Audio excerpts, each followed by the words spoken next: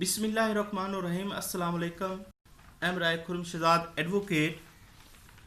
आज मैं कन्फेशन के ही पॉइंट को डिस्कस करूंगा। कानून शहादत 1984 एक्स्ट्रा जुडिशियल कन्फेशन और साथ एक टॉपिक को डिस्कस करूंगा औरल कन्फेशन। इन दोनों पॉइंट्स को मैं केस लॉ के साथ डिस्कस करूंगा। मेरा जो पर्पस वो यही है कि कानून शहादत आर्डर 1984 के तमाम जितने भी हमारे पास इसके टॉपिक्स हैं, मैं उनको केस लॉ के साथ उनके हर पॉइंट को डिस्कस करूं। मैं ये इस चीज़ का दावा कर सकता हूं कि कोई भी बंदा जो मेरी तमाम वीडियोस देखेगा, कानून शहादत 1984 के मैंने तमाम जितने भी मेरे यानी इसमें टॉपिक्स हैं उनको केस लॉ के हर पॉइंट को केस लॉ के साथ डिस्कस कर रहा हूँ, जिसको हर स्टूडेंट इजीली कंसिडर कर सकता है, इजीली समझ सकता है।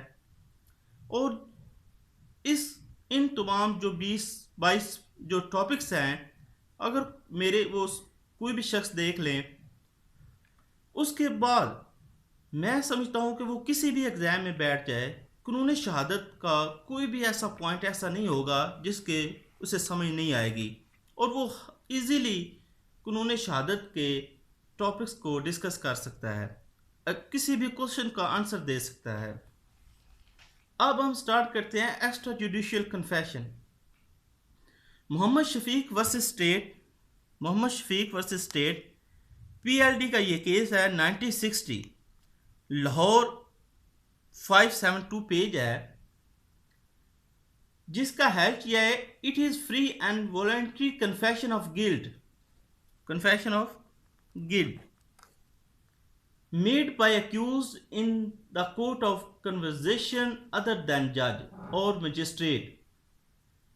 Extrajudicial confession can from basis it is found voluntary. इसके बाद हमारा जो नेक्स्ट टॉपिक है वो है ऑरल कन्फेशन।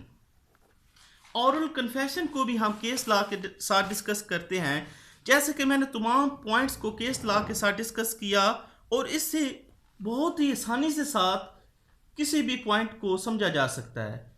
इसके बाद ऑरल कन्फेशन जो है इसे भी हम केस लॉ के साथ डिस्कस करते हैं। नसर अली वर्सेस स्टेट, ये एक पॉइंट है जो 1968 का केस है, PCRLJ पेज है 632। इसको हम डिस्कस करते हैं सिर्फ और सिर्फ 2 लाइन्स में और बहुत ही इजीली आपको इस पॉइंट की समझ जाएगी। और मैं इसके बाद जो मेरे कन्फेशन के टॉपिक्स को कंप्लीट करने के बाद डाइन डिक्लेरेशन पर जाऊंगा।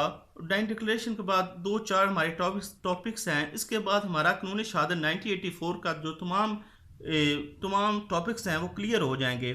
और मैंने हर टॉपिक्स को केस लॉ के साथ और हर टॉपिक से हर पॉइंट को केस लॉ के साथ डिस्कस किया है, इससे बहुत ईजीली समझ आ जाएगी।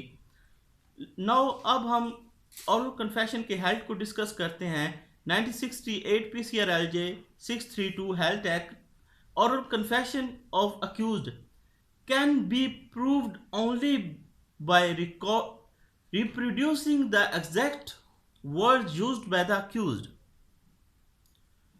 अब हमारा ये ऑरल कन्फेशन और जुडिशियल कन्फेशन का ये दोनों पॉइंट्स जो कन्फेशन के हैं कानूनी शहादत 1984 के क्लियर हुए।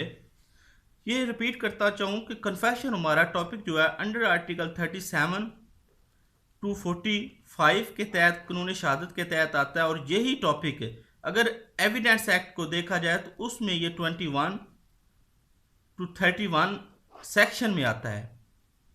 लेकिन in no difference between two provinces of law, लेकिन दोनों प्रीवियंस ऑफ लॉ में कोई डिफरेंस नहीं है। सिर्फ डिफरेंस यही है कि कानून शहादत में 37 to 45 और आर्टिकल में आता है 1984 के कानून शहादत 1984 में, जबकि एविडेंस एक्ट में 20 सेक्शन आएगा। यानी इसमें आर्टिकल 37 to 45 है, अब इसमें सेक्शन 21 to 31 है। Thanks for watching. अगर वीडियो अच्छी लगे तो प्लीज़ इस चैनल को सब्सक्राइब कर दें ताकि आपको मज़ीद वीडियो मिलती रहे।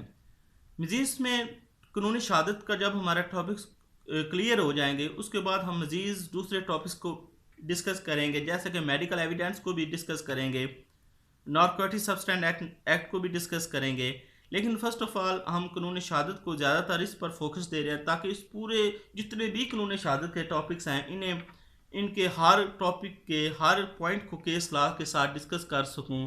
Thanks for watching. अल्लाह हाफिज़।